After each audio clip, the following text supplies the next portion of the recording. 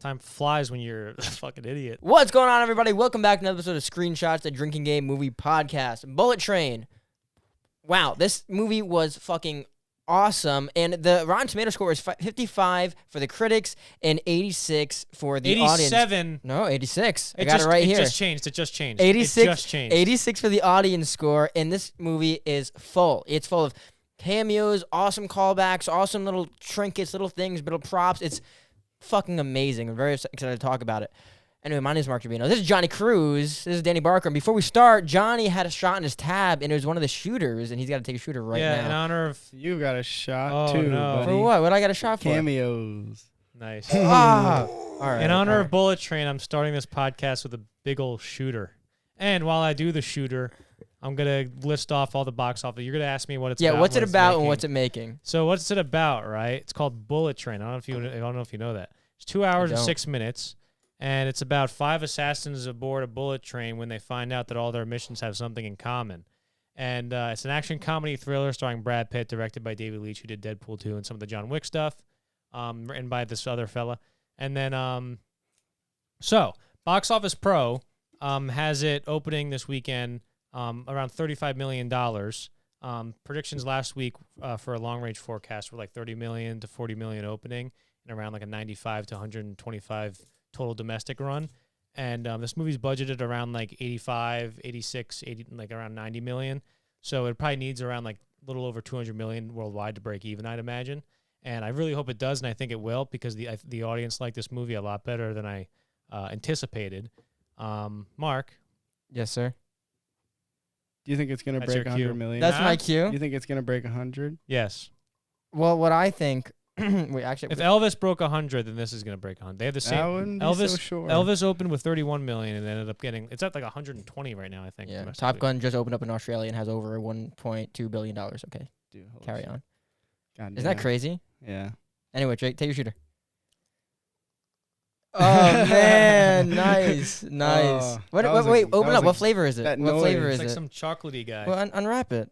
You got to Unwrap capture, it. you gotta capture that Mark, what do you noise. think about What the did I think movie? about the movie? If you guys watch the movie Everything Everywhere All at Once, or if you watch the episode we did on it, the movie and how I feel about the movie, it's all the same energy. I love this movie. I thought it was so cool. I thought they put so much into it, and it's one of those movies where you can tell the actors had a lot of fun being in it, and it's one of those things where it's like anyone that signed up to be a part of this movie, they did it because they wanted to have a good time. Like, someone called them up like, hey, we got a role for you. And they're like, yeah, put me in it. That sounds like fun. Like, this looks like something that, like, a group of very famous and wealthy friends got together and just were like, yo, what if we did this? And then they were writing the story, and then they said, oh my gosh, let's add that. And, like, it just ended up working. And they did a really good job, and I can tell. Like, I felt that energy. I thought it was really good. Yeah. But same energy as Everything Everywhere All at Once. Yes, good point. Also, ding yourself because you said movie.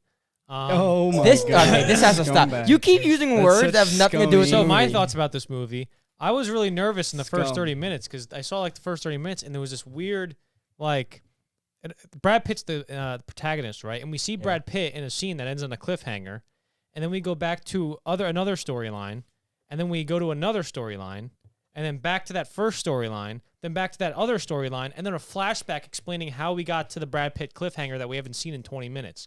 And I'm like, this movie's kind of crumbling over its own weight. Like, it started out with all these threads that I had to somehow like bind together. And the first 30 minutes I thought was really rough, and I was really nervous the movie wasn't going to be that good. But there was one part of this movie where it started to all come together, and I'm like, this is getting really good. Yeah. And then like a new music cue would like make me like it more and more. And I ended up really, really enjoying it a lot because I think the characters were just as vibrant as its hyper stylization that accentuated the corporatists. What I don't the know. What is happening? This has been a theme on I every. think this movie does have like some kind of corporate theme. Like the train is like very corporate feeling and very sterile feeling. And I don't know. I feel like it's some kind of weird allegory for like, I don't know. Thank you, filmmaker. Danny, what do you think? Quote that line. It's some kind of allegory for like, I don't know. Just zoom into my face at that. I was just like, what? Yeah, No, you should do that. I said that I've just felt like I got a full TV series all in one movie. Mm. There's so many they tie together so many stories and they made the characters all like feel like you wanted to root for them, except like a few obviously, but I felt like they developed all the characters really well throughout the whole thing. Yeah. Thought. Fucking piece of Nice. shit. There's been a theme in recently within our screenshots episodes where every single time we're watching a new TV show or movie, the characters have been on point. Yeah. Stranger Things, The Boys, Gray Man, like the cat. We're like, Well, not as much as the. not as much, I was gonna say, not as much, yeah. but yeah. I had a point about the Gray Man where it's like where the Gray Man, like the characters worked for the most part. The characters really work here, and the thing that differentiates this movie from that movie is that the Full Gray shot here, buddy. Full shot. Oh. Sorry, continue. I don't want to. Who the fuck interrupts somebody's point You, like that? you do. Yeah, but you're not me. So, but the Gray Man was all, had no substance. Like it was very thin. Like we agreed on. There was no. This movie felt like it had all the It took all the substance from Gray Man and had the substance of like 2 movies. And I really enjoyed that. It actually had like a philosophical like thing to it that was actually fleshed out rather than just like characters saying a bunch of stuff at the end of the movie. It's like, hey, this is what the movie's about. Anyway, evil stuff. Like I really like it. I really like how it came together. I was very, very impressed with it. I actually loved the like this is a very wordy movie. It's very dialogue heavy. It like it finds a way to like be like super like exciting and actiony, but it excuse me, it's heavy with dialogue, but I like it. I really like it. Like the relationship characters have with each other, whether they're allies or enemies, works so well. I also love seeing Brad Pitt in these kind of roles. It's funny because the older he gets, I feel like the more often we see him like be like quirky, like in his roles. What do you mean define quirky? Like where he's got like I'm like his character in the movie to me is quirky, but I can't explain his character. Well, this is his first comedic role in a movie since 2008. Burn After Reading. So I'm saying like I feel, and he's one of those people that's like you said Ryan Gosling for The Gray Man. You said you want to see Ryan Gosling in more comedies because he does really well. I would like to see Brad Pitt do things like this because it works. When he had some lines, he'd say some things like it's in the trailer, so this isn't a spoiler. When he was fighting a guy, he's like, "I don't even know you." It's like I wouldn't expect it from Brad Pitt, but like it's his character. I like that. I was like, that's funny. I like that one line where a certain reptile is like crawling on the train, and he goes, "What is this? These damn snakes on a bullet train?" What was it? Snake. By the way, Danny, if you take another shot, try this. This was easy to drink. Yeah, Give me that. Give me that with Johnny Walker. Go for it.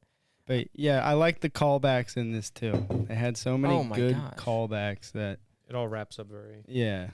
And a neat little tiny bow. Like every single time they showed something.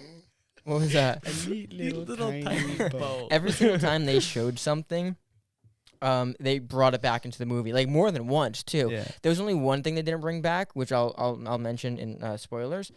But whether it was objects, people, thoughts, ideas, like they kept bringing things back into it to help support another scene, and it's like, oh my god, I can't believe they're still running with it. Like it was so cool. Like it was like the train was its own ecosystem. They had to feed off each other so well. Yeah, that's a good point. It was crazy. Dude, it was almost like the movie was like 0% body fat. Yeah, like it was just all like not a single moment wasted. I mean, there was probably a few like for comedic purposes. It was clever. It was very clever, and that's why I like it because it reminds me of Everything Everywhere All at Once. And that movie surprised me. Remember when we left that movie and I was like, "Holy shit, this was a great movie!" With Everything Everywhere All at Once. This, like if anything, I might rate it like a notch lower than Everything Everywhere, but it surprised me. Wasn't expecting it, and I was having fun. Like I was excited. I kind of like we got to halfway into the movie. Like I looked at my phone. I know it's a sin in a movie theater, but I looked at my phone to see the time, and we were only an hour in, and I was excited. I was like, "Yes, we got so much more time with this movie." I was so happy. That's the moment. The hour mark is where this kicked for me. I was like, "Okay, yeah, okay, be good." All right, you want to do overall thoughts? Yeah, let's do overall thoughts. Give me your overall thoughts. I kind of just did. Give me yours. Just give me one. Let me refresh. Just give me the sentence. A sentence. Come on, give me a sentence. This movie is fun. This movie is good enough to watch. To pay for 2 tickets. This is definitely good. Like I'd see this twice in a theater. I wouldn't wait for it to come out again. I'd go to watch it again. You'd pay for 2 tickets for the same theater. For two different showings that were playing at the same time. That reminds me. And you'd have to run. We went to the movies. And Danny brought his girlfriend, and they invited somebody else. Well, our friend Trevor brought his girlfriend. I was the only one there without a girlfriend, so I told him. Because this is true, I would have brought my girlfriend, but she goes to another movie theater, so she couldn't make it. But she's in New Brunswick or something. But that she's trying to help you. No, so fake pain. I like or fake laughter. It's fake after hiding real pain. Yeah, I was trying to think of that. This movie is so good. I want to recommend it to people, and I see it more than once. All right, you're hogging all the go overall thoughts. Hey, fucker. Thank you. Go for Danny, it. you go. Oh, no, you go. No, you go. I got. No, I would see it again too. It was a lot of fun. I enjoyed the cameos and the comedy, and it was good. And I love the action. Like, I mean, the guy who did John Wick did the action, right? I'm not sure. David Leitch. Yeah, he did John Wick, right? You said that. Yeah, I believe. I don't know. I don't know these things. Johnny does better than I do, but yeah, I thought it was great. Oh fuck. I'll say. I'll tell you this. It's very good. Go watch it. No, it's great. I thought this was a great movie. This is one. I think I can count all the great movies that I've seen that have come out this year on my hand. I think this is like the 4th one. Can you give us the others? The Batman, Everything, Everywhere, All at Once, sort of the times, and then probably some other one. Okay. Top Gun. Top Gun! I forgot about Top Gun. What about Spider-Man? That was last year. Dingus. Oh, was it? You stupid dingus. Holy shit! Was it last year? Yeah, December 16th, 2021. Oh. Yeah. Time flies when you're a fucking idiot. Got him. Yeah. Zing. Okay. All right. Give us the rating scale. Okay. Out of how many? Do you help? Huh? Want me? Well, you know how you can help me? Yeah. I'll take a really long time to figure it out, and you just cut it. Okay. All right, ready? Go. All right, 2 seconds. Didn't even take that long to do it. How many on a scale of how many Brads would you pit against each other on a bullet train out of 10 out of this movie? Do you rate it? Do you rate it? I'll give it an 8.4 Brad pits against each other out of 10. Okay. 8.4. Boom. Trademark it. Full shot. Full shot. Did you predict what he was gonna? Boom, trademark it. You piece yeah, but of that's shit. you can't do no, no. Danny, what's your Drink. rating? Full shot. Danny, what's your rating? 8. No. 9.2. Brad Pitt against each other. Really? Yeah, I love that. I'm not lying. Love that movie. I'm giving it a 9.2 Brad Pitt as well. Boom. Trademark it. There you go. Why did that make you laugh so much? Well, that was funny, but I wrote down, dude, I went to write down 9.2, and my version of writing out a 9.2 was to write a 2, and then put a point after the 2, and then go all the way to the left. You gotta show this on the. Can you see that on the podcast? You gotta take a picture of this and put it in. What I just drew. Yeah. I drew this. So I put a 2, a point, and I made a 9 all the way over there. That was so retarded. All right. So an 8.4, a 9.2, and a 9.2. You jumble it all together, right? And I mix it up in my head, and I've been really good at this lately. And let's see if I can keep the streak going. I'm gonna give it. What the hell? I'm gonna give it an 8.85. Boom! Copyright it. All right, we'll find out, guys. We're going to spoilers in 3, 2, 1.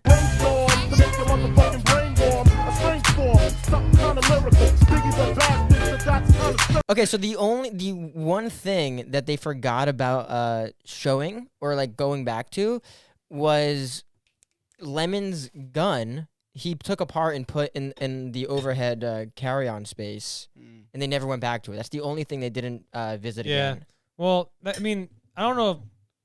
necessarily that was like a setup. You felt like that was a setup to something that didn't pay off? I thought it was going to be. Not that I okay. felt like I lost out on something, but it felt like, oh, they're going back to that. Because it was so earlier in the movie. Yeah. I was like, oh, they're going back to that. Because they did the sleeping powder.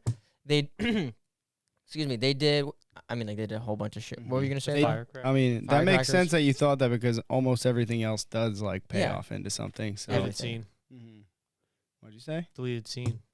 Oh, maybe it is a deleted scene. I would have liked I liked, there's a lot of twisty-turny guys in this. What does that mean? A lot of twists and turns. Oh, yeah. There's a shit. What is that? We said twisty-turny guys, yeah. But, wait, no, the cameos, though. There's, that was the best one was Ryan Reynolds. Ryan Reynolds when everybody was jumping out of their cells. No one thought. I also didn't think they'd have Michael Shannon in this. Like, you know what was fun? I really liked how this felt like all the train, the people that were like riding the train, they felt like that their brains were made out of vegetables. Like they'd be fighting and like shooting guns, and they'd kind of just be like sitting there like. I mean, they were guns. Every yeah. I feel like every fight they had, they did a good job with how they were trying to stay secretive about it in certain parts. I mean, there's the fight in the when they're literally just fighting in front of people. Yeah. And that lady's like, shh. Lemon and Brad Pitt's character are literally like fighting, and that was like where I was like, what? Yeah. They would definitely see them. Yeah, that's also a good sign. I can remember everybody's names. Ladybug, Lemon, Tangerine, the Prince. Of other couple of fellas. Yeah, I forgot they're all like code names, they're not like actual names. But I want to go back to the dialogue I was talking about earlier. How they have quirky dialogue through the whole thing. Like they're just bickering. They're bickering amongst each other, whether they're enemies or friends. And Lemon and Tangerine's relationship or their brotherhood was dope. I love that. I love how one is clearly more like the Thomas the Tank Engine shit. That was funny. That was cool. I like that. I like how that's how he learned how to. Yeah, that wasn't just a throwaway thing for his character, like a throwaway joke for his character. Yeah, because he said that Diesel was the worst tank engine, and he put the sticker on the evil girl to let Tangerine know, she's evil. Like that was one of the coolest callbacks. That was actually a reference to how that actor hates Vin Diesel for what he did in that video. What? Where he went, oh! What did I say? You dinging me? What? I thought that was a fancy way of trying to call me out. No, that was just a joke. You ever hear those things? You should try making a joke or two once. That'd be great. Yeah. All right. But I thought that was. See, he didn't even do one there. What am I supposed to say? I thought that was a cool little quirk though, where he was into those trains and he kept talking about it. But that callback of putting the Diesel sticker on was awesome. And he never leaves. He never goes anywhere without his stickers. He always has his stickers. And his brother was like, "My brother did this for a reason." I thought that was really cool. The Channing Tatum, how they didn't just use him once; they kept having him come back into it. And then he kept wanting to have sex with Tangerine. That was the funniest shit. Yeah, he's got a good walk. He's got a good walk or stride or whatever he said. But they always use Channing Tatum for like weird sex cameos. Well, remember when I was telling you about the Lost City? I go, was he filming a cameo? Was he filming a scene for another movie? When he had his head shaved, because remember in the Lost City, at the end randomly he just like had his head shaved, and it felt like a reshoot or something. I'm like, was he shooting this when they were shooting the Lost City? Like I don't know what was going on with that hair. I was like, well, he was definitely shooting something else. And I saw him with a buzz cut in this movie. I'm like, oh, and Sandra Bullock is in this movie too, and so is Brad Pitt. Holy shit, that's right. There's a lot of fucking A-listers on this. Yeah. When their code names, when they were angry that their code names were like fruit or something, why were they? Do you think they were always called Tangerine and Lemon, or do you think they'd get a new one for each job? Because didn't they have like new ones? Didn't they have like a full name? Like their name are the something brothers or twins or something? Just the twins. The twins. The Cray twins. The Cray. I thought it was cool how. They used how like no one knew that his brother was black, so he was like, "Oh, I could be your brother. I could play like your twin or something." And that's racist. Come on, why do you gotta bring racism? Shut up! And then my God, you're saying that you like that duo better with a white man in it?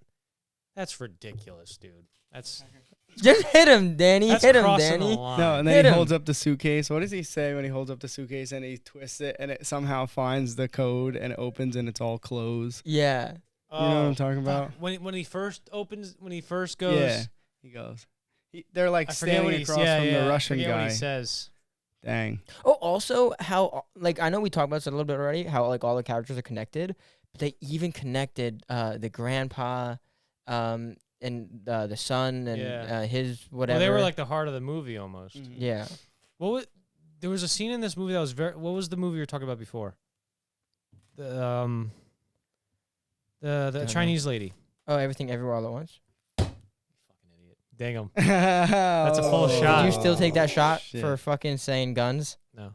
Here, but you have to take a shot. You have to take a full shot. Because that was 5 words. Everything, everywhere, all at once. Those were your words, or No, just one. oh, thing. just a phrase. Um, Jesus. But who was the kid that got pushed off the roof? Who he was? the Wataru. little guy. His name was like Watari. Watari. Yeah. No, Woot. it's Atari. What? Like the game system? No. That's right. Come on. Why are you racist? Oh my But god. I know like the plot was that like she pushed him off the roof. I feel like that was the weirdest part of the plot. Yeah, for a while I was like, well, how does this connect? Why did she Yeah. do that? And then they kind of brought it together at the end where it's like, no, this one piece of dialogue will solve that problem. And then it's like, okay, fine. But What was your favorite interaction in this movie, like between characters? ooh. Right. I liked when the venomous girl was like, that was a good fight too, because the venomous, girl drops the thing and he just Oh, that was really stabs her, and then she pulls out the thing and he just grabs it and gives himself the anti-venom like really Yeah. quick. good. Yeah. And then she's just bleeding out of the eyes, and he's like, "Can I get you some water, a Yeah. blanket?" And she's just like, like literally streaming down her eyes, dying. It's so good. Yeah, I like that like kind of cool guy trope. It's not like a cool guy trope, but it's like that cliche they do with for some characters where like their job is killing people, but they're so nonchalant about it. They're like, Like yeah. Ryan Reynolds in The Gray Man where he killed, Ryan Gosling in The Gray Man where he's like kills everybody in like the coolest way ever without like cracking a Oh, but smirk. no, yeah, no. And he's basically just like, a super indestructible Marvel hero that's just like doesn't have any basically. superpower. But I mean, like I like how they even push it where it's like, yeah, they're silly. They're silly about it. Yeah. You know, Mhm. that's I Well, like that. when they're fighting, he's like, "Are you gonna get that?" He's like, "It sounds like an important phone call." He's like, "Fuck, I gotta get it." Mhm. I like that a lot when they're like, "All right, time out. Let me just answer this phone call." But even And like, they were kind of buddies for a little bit. yeah, even like the part where the wolf, that you see his whole backstory, and then you're like, yeah, I get why he's here to like kill him. But then the irony of like, Brad Pitt's character just being like, "Why the fuck are you attacking me?" And he's like, "You ruined my life." And he's like, "Well, I don't even know you." Also, I know people always get angry or like they like critique this about movies. I've actually never had a problem with it. Exposition. I actually like exposition because I like. I did oh, not that's even interesting. I did not even think about the word exposition in this movie, even though I knew there was probably a lot of it. Oh, there's a shit ton of it, but I liked But- it. I liked every single piece Yeah. of it. I also love movies with flashbacks and shit. Like I think it's so entertaining. What Yeah, this sure. movie has a 49 on Metacritic and a 55 on Rotten Tomatoes. What do you think is the thing that is like stopping the critics from not liking this? Like, what do you think the Good critics have a question. problem? Because 'Cause this I checks off watched so this, many boxes. like it would make sense if that feeling I had about the scenes kind of crumbling under their own weight, like where they there's a scene. So there's the Mexican fella. There's a scene where Brad Pitt's like, I'm getting off this motherfucking train with these motherfucking snakes on it. And he goes to get off the train, and then the Mexican guy stabs him, and they cut away to the twins. And they cut to a scene with the twins, and then they cut to a scene with the prince and the father, and they cut back to the twins, then back to the father, and then maybe back to the twins, and then to a flashback scene of the Mexican guy where you see his entire backstory, and then back to Brad Pitt. I'm like, dude, what is the structure of this movie? Like, it seemed like it was so unbalanced there. And I thought this is why the movie's, kind of has mixed reviews. But then right after that, like it totally cleared up and it was very cohesive and everything spiraled into each other and it came I think it together is. very well. So I'm like, what the hell is the thing? I think it is because, and I'm not like a well-seasoned movie critic or anything, but I feel like when I go into a movie theater, like for screenshots, I'm like, all right, let me find like some shit in this. Whenever I try to find flaws or try to like really critique it, I have a horrible time.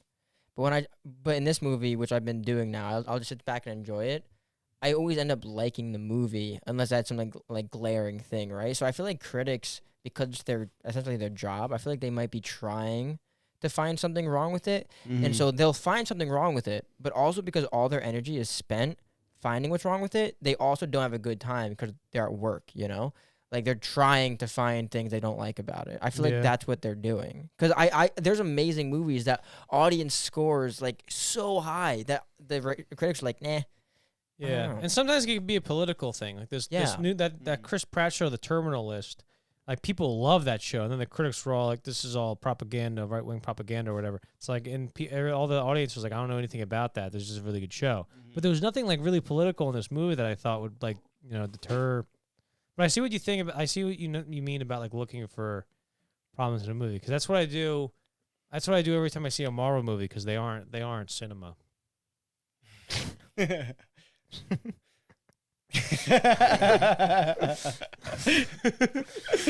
Anyway, Well, also, what else you guys got? Well, with Marvel movies, it's like we always say how it's like they can't really Is get this a gonna break. tie into Bullet Train? Yes, Okay. they can't really get a break, right? They can't because they it's so much money, it's so many years. It's like you're gonna judge them because fuck. I mean, like they don't deserve to get away with shit, right? They better be making good movies. But with movies like Everything Everywhere All at Once, like movies like Bullet Train, where it's just a one-off and you're supposed to go and enjoy it and be like, fuck, that was a good movie. They're not tied to other movies. They're not tied to future contracts. So they're just doing whatever the fuck they want, and they usually tend to do a good job because they don't have to think about the future or think about the past. Yeah. So with Marvel movies, you kind of should judge it because they have kind of a responsibility almost. But with movies like this, it's supposed to just be like a carnival movie. You go, you have fun, you leave, and you accept that you just lost money. Well, I feel That's like there's the carnival metaphor. There's still like a good storyline attached to it with like a message to it. It's not just all surprising message to it. Yeah. Yeah, like I thought it was a pretty good message to it too. I was totally forgot what I was gonna say. You were what? Whiskey just went on the wrong pipe. Holy shit. Fuck, what was I gonna say? This is the last thought. If you're thinking about leaving, don't leave. That one guy who watches. Yeah. Shit. What were you talking about? Marvel. How they don't deserve a break. They don't deserve a break. You know. Oh, so you're talking about sequels, right? It's like when I see a movie as good as this, I'm like, this is awesome because it's gonna make a lot of money, and it's like sort of it's based off a book, but it's like an original IP. It's not like a intellectual property or whatever or something like that. Yeah. But I'm like, oh, this is good. Like it's gonna make a lot of money, and then it's like, no, don't make a sequel because it's just like such a good standalone. And I kind of yearn for the days like in the '70s where like nothing. It was like people like movies would just make money and there'd be no sequels. But I'm at the same time I'm like, I would watch another one. I kind of want to fucking sequel a little bit. Yeah, like, I would watch another one with this character. Well, do you? Oh, like Knives Out is a perfect example. Yeah. Knives Out came out. I'm like, that's a great movie. Made a bunch of money. Like that's gonna be a classic. And I'm like, don't make a sequel. It's fine. Perfect. It's fine. And then they're like, hey, we're gonna have 4 sequels. And I go, all right. It makes me think about like living back then, like living like when my father was a teenager, where it's like all movies were one-offs. Yeah. It's like basically. So, but now we're so like I guess privileged. Like look what happened. We ruined Star Wars. Don't do that. So we ruined it by making a bunch of this. sequels. The original Star Wars was fine. Yeah. And then they made a good sequel, and now they're making all this All other right, How shit. am I drunk? It gets worse the more it goes on. Wait, can we talk about this? Everybody one who thing? made Star Wars should be in jail. Let's talk about like the Easter eggs from you know what I'm talking about? What? Like what? Like, there's some Easter eggs in Like the Hitman thing. Like the Hitman thing. Can we talk about you said Hitman. You scumbag! You said Hitman first. Yeah, but I got you on Oh, it. all right. I can't call myself. You said Hitman, All right. motherfucker. Well, yeah, like the Hitman thing. They're obviously doing, like, he's in the bathroom at one point and he's playing with the electrical toilet. No use. No. Full shot. What? You said electrical toilet? No toilet. Because he said one where you got called. Danny said something really smart in the car where he said this is like a TV show. Yeah, I said. Yeah, he said it here too. He was like, yeah. That was a Are you really- trying the other one? I was like, dude, say that on the podcast. So what I was saying though, I like, said it was like one season of TV show like put into one movie. yeah, I can see that. And I was like, that's probably I'm gonna use that on my Letterboxd review. But Should you we can wrap it up soon? yeah, we can wrap it up soon. Cite me. No. But you can see how well, we actually subtract like 8 minutes because you took like 4 minutes to think, and we started 3 minutes after. So, Sure, it feels longer. yeah. So back to like movies having one-offs. We're like so privileged and kind of lucky, but at the same time, kind of like it's like once you start like if you like ride a bike, you never learn how to you never forget how to do it. But if you did learn forget how to ride a bike, you'd be like, fuck, like your whole world would be like changed, right? We're so lucky and privileged to have like Marvel movies and movies with sequels, Harry Potter, Lord of the Rings, Star Wars. Like we have things to look forward to that has something to do with movie we watched a year ago or 2 years ago, that we've become accustomed to it. So it's kind of weird to imagine a world where we don't have things like that. But without things like that, I feel like we would get more movies like Bullet Train. However, without the legacy movies, I feel like we wouldn't be as excited for the movies. At least most people right now wouldn't be as excited to go to the movies without the legacy ones. Yeah. But then it's good. But then it makes movies like this that might be one-offs. No, that's what I'm saying. Even more. They make more movies like this. Like Joker was a one-off, and then it made $1 billion, and now they're making a sequel. It's like you know, I don't want a sequel, but I really want a sequel. It's a weird feeling how you're just like, no, don't touch it. What's her name's gonna be a great Harley Quinn, by the way? Gaga. Yeah, she's gonna. I think she's gonna nail it. She was really good in Gucci. Yeah. You guys wanna do it? We're totally running. We're running out of track here, ladies and gentlemen. Oh, zing! All right. Oh shit! Oh, all right. Do movie my recommendation. Yeah, what's your movie recommendation? You dumbass. Huh? We were calling a dumbass guy. You fucking dumbass. What did you guys think about that whiskey? Pretty good. Yeah, huh? it was, That was worse than the Jack It was Daniels. good. That was not Jack smooth at Daniels. all. You mean Johnny Walker? No, whatever you gave me. Yeah, that was good. It's smooth as fuck. I'm gonna recommend Burn After Reading. 2008. It's an hour and 36 minutes long. Written and directed by the Coen brothers. Comedy, crime, drama, thriller. It's a disc containing mysterious information from a CIA agent ends up in the hands of two unscrupulous and daft gym employees who attempt to sell it. It's a very funny movie. All right. You're not gonna ask me. You're not gonna ask me. No, Any of the I don't give a questions shit the about movie. Johnny. That's the only thing you gotta be like. The movie recommendation is such a non-thing because you're just like cool. You're the one that was begging. that was his last comedy skit. You're the one begging. That was his last comedy role. You said, right? Yes, that was Brad Pitt's last comedy role since 2008. That was his last comedy. It's been 14 years since he's been in a comedy. This is more of an action comedy. I don't know. You're the one honestly begging. It might be like an action drama. I didn't feel like. Well, I mean, there's pretty. Oh my gosh. It's pretty heavily a comedy at some points, but I guess it's an action comedy. It counts as a comedy. You. Yeah, it's an action comedy, I would say. Yeah. I You was want to keep laughing. talking and ignore Mark? Go ahead. See how Sorry. long this lasts. You're the one begging for the episode to end. So No, I'm not. you're like, okay, we wrap it up. Can we wrap it up now? Can we end now? Yeah, let's wrap it up. Yeah. Okay. So no. No, one come on. What are you rushing me for? Yeah. what are you Come rushing? on, I what never are you rushing me? Come on, let it go a little let the bit man Get more. your hands out He of likes- my face. He likes the I'm movie. gonna get my hand in his shot. I'm gonna get my little fingies in. We there. want to talk Dude, about his the thingies. movie. I don't like them. I never seen Burn After Reading. Yeah. Well, yeah, he just recommended it, so Yeah, you so should you should probably. probably- I should read probably. it. You know You what? should probably take a. You know what? There's this podcast I listen to where they usually recommend a movie at the end of every episode, but no one makes it to the dude, end. and the So host, I never find I- out what when Dude, it I is. heard about that. Anyway, guys, thank And you the- so but much wait, for watching. No, This I is heard about the screenshot. Hold on. podcast. No, hey, I heard about that podcast, and I heard the host is gay. No. Yeah, Good but thing he's only nobody- gay because the co-host coerced Look, him into I don't, being and gay. I'm not homophobic. You could do what you want. I don't care. It's just a funny joke. Yeah, You don't know what I've been through. the co-host. Wait, You know, you Johnny, don't know who I know. Johnny's you don't the- know who my siblings are. Johnny's the You don't know only how many shots I've had. straight. I grew up as a deeply closeted heterosexual because I love gay people so much. So On you Johnny's go. second episode on screenshots, he took 8 shots and he tried to make a move on me. no, He did. Stop I He was did. there. Stop saying lies. Danny about was there. I was Dude, there. when I first met Mark, he was jerking off punks for $15 under the Queensboro Bridge. That's how I met him. That's an old Norm Macdonald for you there. I want to say one Norman Donald joke, but I can't because it's going too long.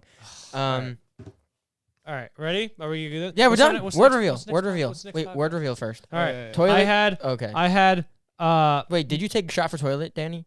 Yeah, I did. Liar. I had movie season, which nobody. I try to get Danny to say it. Thought, Hitman, and Everything Everywhere All at Once. Some of the time is maybe. I had toilet, gun, fruit, sun, boom, trade market. I had cameos, Fate, Snake, Briefcase, Break 100 Million. Oh, you didn't get me on that. You didn't get me on that. Yeah, I thought you were gonna say I it. did. It's too late. It's too late now. That'll go down in history as one of the worst missed opportunities. Yeah. Break 100 million. What's the next podcast? No idea. What do you think? What do you think? What's Just coming insert out? it. I'm gonna move my mouth, and you just insert whatever the movie is over my dialogue. Ready? Okay, go. Cock. It's the dolphin. I can't wait to see that one. He just did the dolphin noise from I really know SpongeBob. Bye, everybody. Bye, guys. See you in the next This is the one. drunkest I've been since the Elvis Peace. podcast. That was good. That was pretty good. That was a 30-something minute podcast. Boom, bang, bell.